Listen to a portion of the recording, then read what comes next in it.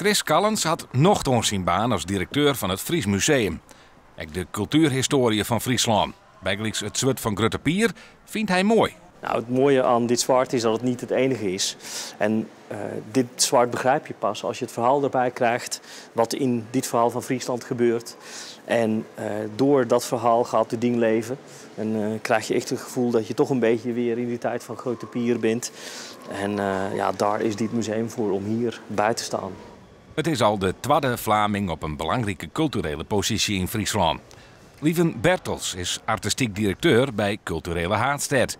En nu dus Chris Callens bij het Fries Museum.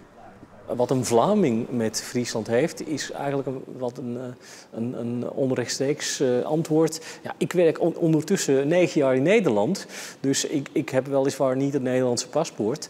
Maar met 6 jaar Zuiderzeemuseum achter de kiezen ben ik wel een beetje een nieuwe Nederlander die erg van deze cultuur van Nederland houdt. En via die Zuiderzee ook die Friese kust heeft leren kennen. En de mooie eenheid in verscheidenheid en rijkdom van Friesland. En dat ik daar nu deel van mag gaan uitmaken. Van die Friese gemeenschap. Met dit fantastische museum, maar ook met het Prinsessenhof en het Fries Verzetsmuseum. Ja, ik ben een dankbaar mens vandaag.